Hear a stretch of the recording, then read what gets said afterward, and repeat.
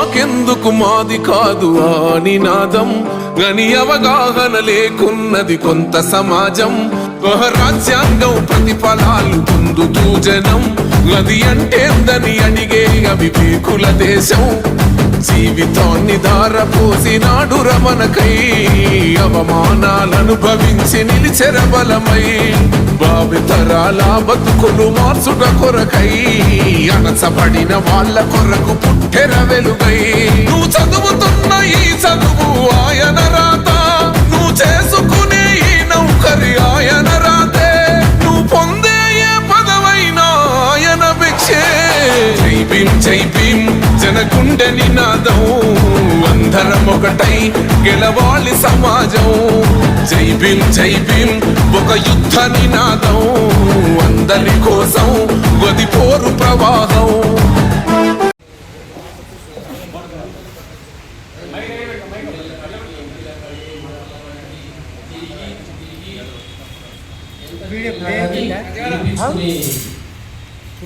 వాళ్ళు అంతంత మాత్రమే కానీ మమ్మల్ని పట్టించుకునే ఇది లేదు. అందుకోసమే ఇక అందరూ మా మా మాజీ సోదరులు ఎక్కడ సోదరులు లాభాల సోదరులు అంతా టైం తీసుకొని మేము చలో వెళ్దామనే ప్రోగ్రామ్ కండల వెంకటేశ్వర మాట్లాడవచ్చు. మన మీడియా మిత్రులకి అదేవిధంగా ఈ చలో ఢిల్లీ ప్రోగ్రాంకు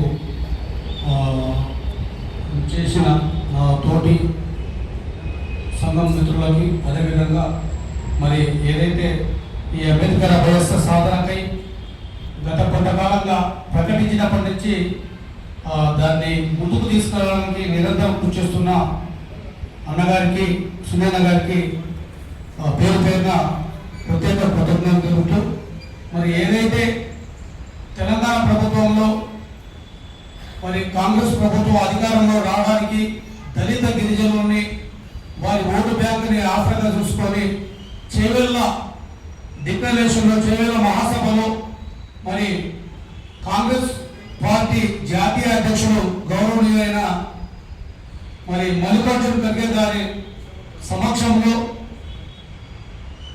మరి ఏదైతే దళిత గిరిజనులకి 12% 12 అంశాలని క్రూరంగా దాన్ని చేసి అంబేద్కర్ అభయస్థం అంబేద్కర్ పేరుతోటి మహనీయుడు డాక్టర్ బిఆర్ అంబేద్కర్ పేరుతోటి అంబేద్కర్ అభయస్థాన్ని అని ప్రకటించి మేము వచ్చిన మొదటి సమావేశంలోనే మా పార్టీ కాంగ్రెస్ పార్టీ అధికారంలోకి వస్తే మొదటి సమావేశంలోనే మరి ఏదైతే దళితులకి గిరిజనులకి ప్రతి కుటుంబానికి నిరుపేదల అర్హులైన ప్రతి కుటుంబానికి 12 లక్షల రూపాయలు కేటాయిస్తామని మరి ఆ రోజు చేవెళ్ళ మహాసభలో మరి ఇప్పటి ముఖ్యమంత్రి గౌరవనీయులైన రేవంత్ రెడ్డి గారు ఆర్భాటకంగా ప్రకటించడం జరిగింది.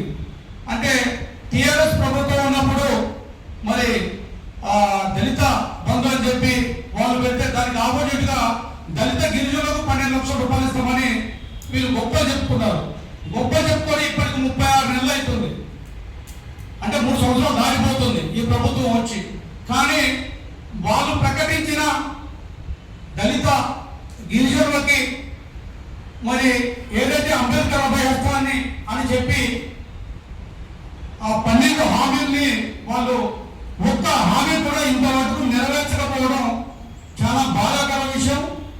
ఆ మహాసభలో మా దళిత సోదరులు మరి కాంగ్రెస్ పార్టీ నాయకులు అయితే ప్రజా సంఘాల నాయకులు అయితే మరి గిరిజన సంఘాల ఆ కాంగ్రెస్ పార్టీ నాయకులు ఆ చేవెళ్ళ మహాసభలో మరి గొప్పగా చెప్పుకొని మరి దళిత వాళ్ళలో గిరిజన గోడాలలో ఎరుకుల పల్లెలలో మరి ఏదైతే ఏజెన్సీ ఏరియాలో ఏదైతే దళిత గిరిజనుల ఆదివాసుల్ని మరి మభ్యపెట్టి ఆ కాంగ్రెస్ పార్టీకి చెందిన మరి దళిత గిరిజన నాయకులు కాంగ్రెస్ నాయకులు ఓట్లు అడిగి మరి ఎమ్మెల్యేలుగా ఎమ్మెల్సీలుగా ఎంపీలుగా గెలిచారు.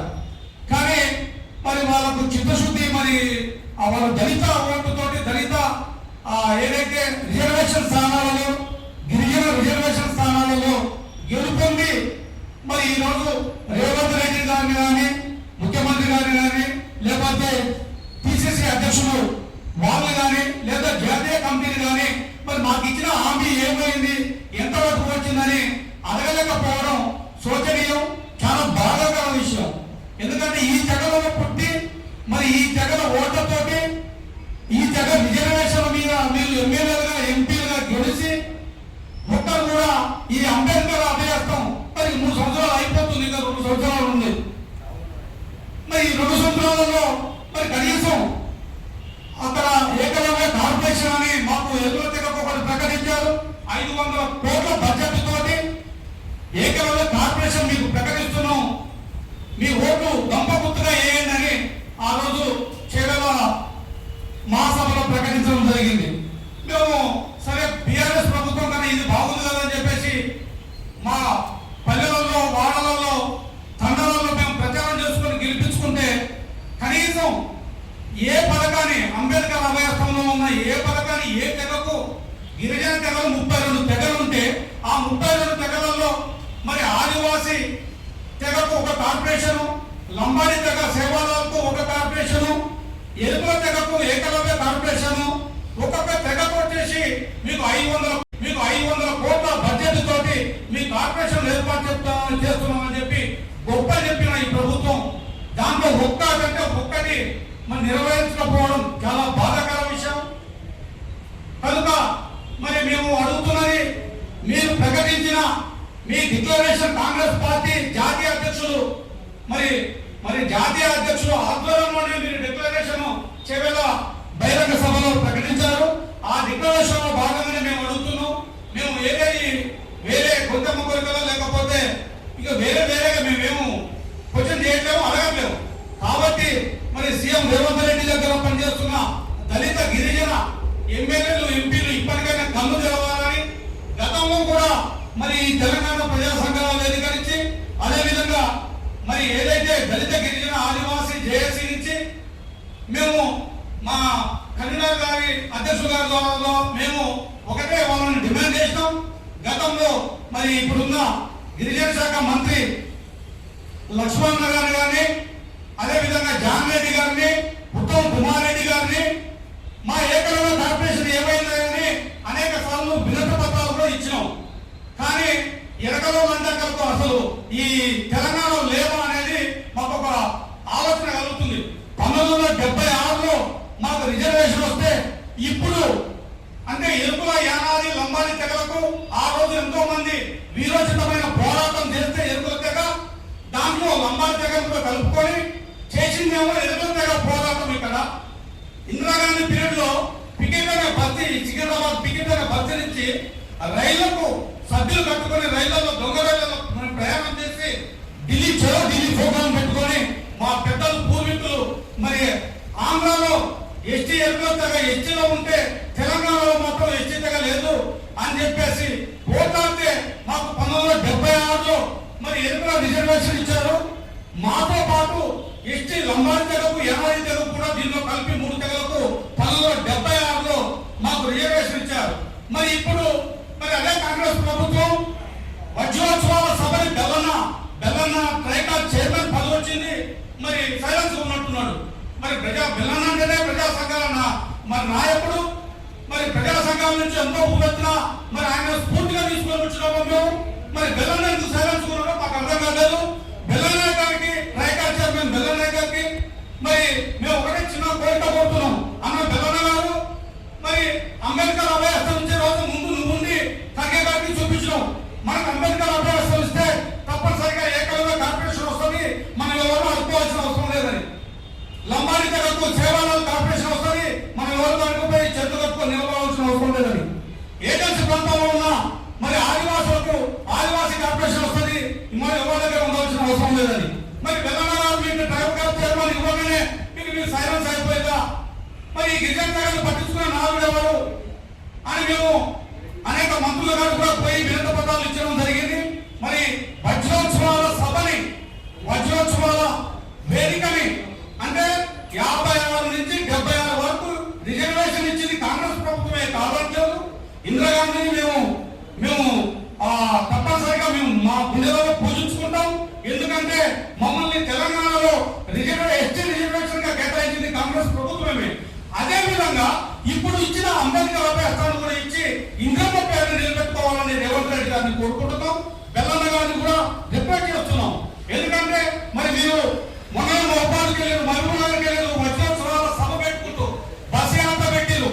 ఆ బస్ యాత్రలో ముఖ్యంగా లంబాడి తండలకు ఎనగల పల్లెలకు ఏనాది ఇంకా దగ్గరలో లేదు కాబట్టి ఆ పల్లెలకు వెళ్ళి మరి ఏం సమాధానం చెప్పాలనుకుంటున్నారో మాకు అర్థం కాలేదు. మరి మీరు బస్ యాత్ర పెట్టి 50 సంవత్సరాల వజ్రోత్సవ సభని మరి ఎస్టీగా మనల్ని చేసుకున్నందుకు ఈ బస్సు యాత్ర పెట్టారు. కానీ అంబేద్కర్ అభయాస్థాన్ని మర్చిపోయారన్నా. అంబేద్కర్ అభయాస్థానంలో ఒక కుటుంబానికి 12 లక్షల రూపాయలు ఇచ్చినా కూడా మన దళిత గిరిజనులు బాగుపడతారని మన ఆవేదన, మన బాధ. కాబట్టి మీరు అంబేద్కర్ అభయాస్థానం ఇచ్చేటప్పుడు అది తప్పనిసరిగా ఈ అంబేద్కర్ అభయాస్థాన్ని మీరు వజ్రోత్సవాల సభ బస్సు యాత్రలో తప్పనిసరిగా మేము అడుగుతున్నా దాన్ని ప్రశ్నిస్తాం. అదేవిధంగా మరి ఏదైతే 1976 నుంచి ఇప్పటి వరకు ఎరుకుల సామాజిక వర్గానికి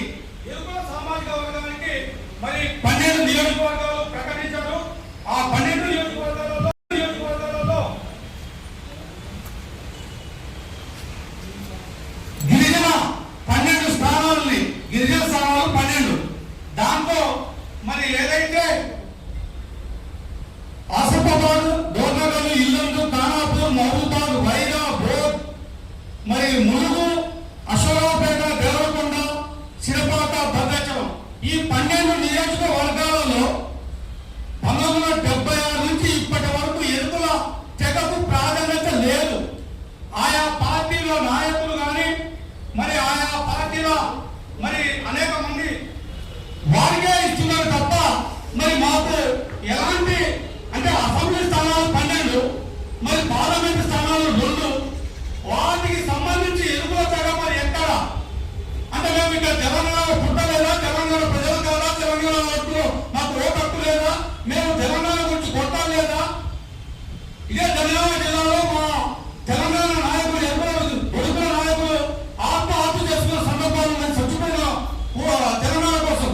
మరి అలాంటి తెలంగాణలో 12 నియోజకవర్గాలలో గిరిజన తెగకు 12 అన్ని తెగలు రిజర్వేషన్ ని కేటాయించే వాళ్ళు అనుభవించారు. కానీ ఎరుకుల తెగకు మాత్రం ఈ 12 నియోజకవర్గాల్లో ఏ ఒక్క పార్టీ టికెట్ ఇచ్చి నిలబడలేదు. టికెట్ ఇచ్చి అరే బాబు మీ గిరిజన స్థానం ఇది, బయటలో మీకు మీ నియోజకవర్గాల్లో సత్తుపల్లిలో ఉన్నారు, అప్పట్లో ఉన్నారు, మరి దేవరకొండలో ఉన్నారు, ఆలయ నాగార్జున సాగర్లో ఉన్నారు, మరి నల్గొండ జిల్లాలో అధిక సంఖ్యలో వరంగల్ జిల్లాలో ఉన్నారు. మరి నిలబడాలని లాస్ట్ కు అనేక పోరాటాలు చేస్తున్న గొప్ప చేస్తున్న మరి భారత కమ్యూనిస్ట్ పార్టీలు కూడా మమ్మల్ని జెండాలు మోసే కూలంగా గుర్తిస్తున్నాయే తప్ప ఆ పార్టీలు కూడా ఇక్కడ మీ నియోజకవర్గం ఉంది ఇక్కడ నిలబడతామని చెప్పి మరి వాళ్ళు చెప్పిన పాపాల పోలేదు. మరి స్వాతంత్రం వచ్చి 2 సంవత్సరాలు అవుతున్నా ఎన్నికలకు ప్రాధాన్యత లేదని ఈ సందర్భంగా మేము వేడుకుంటున్నాం. అంటే మాకు ఎస్టీ రిజర్వేషన్ వచ్చి 50 సంవత్సరాల వజ్రోత్సవ వేడుకలు జరుపుకుంటున్నా కూడా ఈ 12 నియోజకవర్గాలలో 32 తెగకు సంబంధించిన వాళ్ళందరూ మరి పోటీ నిలబడుతున్నారు. కానీ ఈ తెగకు సంబంధించి ఏకలవ్య తెగకు సంబంధించిన ఏ ఒక్కరు కనబడలేదని మేము ఈ సందర్భంగా కోరుకుంటున్నాం, ప్రశ్నిస్తున్నాం. మరి ఏదైతే సరే అది తర్వాత విషయం. మరి అంబేద్కర్ అభయస్థానానికి మేము అనేక మంత్రుల్ని మరి ఆదివాసీ దళిత గిరిజన జేఏసీ తరఫున మేము రిప్రజెంటేషన్ ఇచ్చినాం. కాబట్టి ఎవరు కూడా దీని మీద స్పందించలేదు. మేము మరి మూడేళ్ళ మీద తాడిపండు పడ్డట్టు ఎవరు స్పందించకపోతే మేము చెరో ఢిల్లీ కార్యక్రమాన్ని పెట్టుకున్నాం. అక్కడ జాతీయ కమిటీ మరి కాంగ్రెస్ పార్టీ జాతీయ కమిటీ అయితే, బిఎస్పీ పార్టీ జాతీయ కమిటీ అయితే, మరి అదేవిధంగా ఏదైనా సరే పార్లమెంట్ సాక్షిగా పార్లమెంట్ సమావేశాలు జరుగుతున్నప్పుడు మా గోడును వినిపించుకోవడానికి మరి ఇక్కడ ఉన్న ప్రభుత్వం తెలంగాణ ఓటు వేయించుకొని గద్దెనెక్కిన ప్రభుత్వం అంబేద్కర్ అభయస్థాన్ని అంబేద్కర్ పేరును మార్చుకుంటున్నారు. కానీ అంబేద్కర్ అభయస్థాన్ని ప్రకటించి ఇంతవరకు నిర్వహించకపోవడం చాలా బాధాకర విషయం.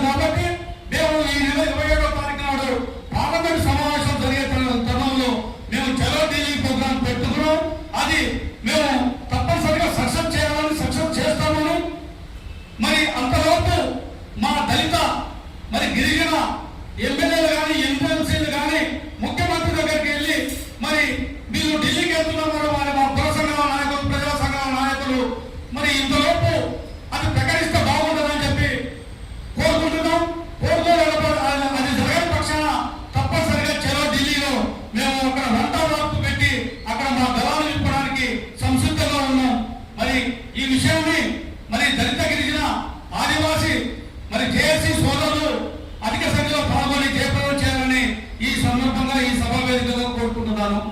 జై భీమ్, జై ఏకలవ్య, జై మోహన్వాసి. డిక్లరేషన్ పేరుతో ఒక 12 అంశాలతో కూడుకున్నటువంటి డిక్లరేషన్ ప్రకటించడం జరిగింది.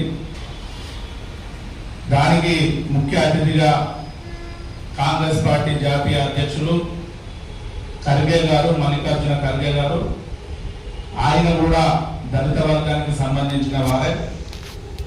మరి ఆ రోజు వేదిక పైన దామోదర రాజనరసింహ గారు కావచ్చు, బట్టి విక్రమార్క గారు కావచ్చు, మరి అప్పుడు ఉన్నటువంటి పిసిసి అధ్యక్షులుగా ఉన్నటువంటి రేవంత్ రెడ్డి గారు కావచ్చు, మరి గిరిజన సంఘాల నుండి బెల్లయ్య నాయక్, మా అన్న ఉద్యమ నాయకుడు బెల్లయ్య నాయక్ గారు కావచ్చు, మరి ప్రీతం గారు కావచ్చు, వీరందరూ కూడా ఆ వేదిక పై నుండి మరి మా సోదరులకు దళిత గిరిజనులకు మరి వారు వాగ్దానాలు చేయడం జరిగింది.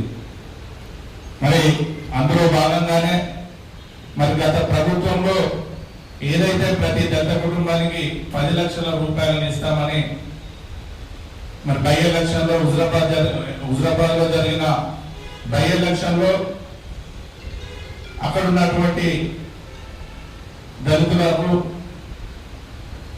మరి అక్కడ నుండే ఆ దళిత బంధు పథకాన్ని ఇంప్లిమెంటేషన్ చేస్తూ మరి వివిధ నియోజకవర్గాల్లో కూడా ఎంతో కొంతమందికి మరి దళిత బంధు ద్వారా కొద్దిగా ఊరట జరిగిందనేది వాస్తవం.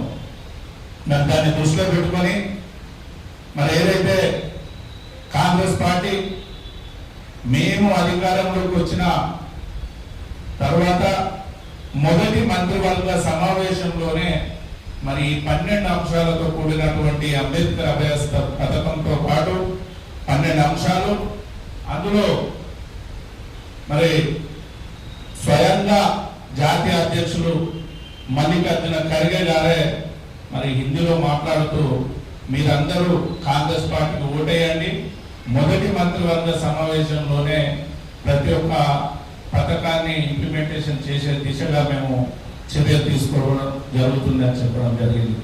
మరి మొన్న కూడా మా రేవంత్ రెడ్డి అన్నగారు ఒక సభలో మాట్లాడుతూ రేవంత్ రెడ్డి గారు చెప్పిందే చేస్తారు, చేసిందే చెప్తారు, వట్టి మాటలు చెప్పరు, నేను లంగ వేషాలు వేయను, దొంగ వేషాలు వేయను, ఇతర పార్టీ నాయకుల్లాగా మరి ప్రజలను మోసగించే మాటలు నేను మాట్లాడను అని చెప్పడం జరిగింది.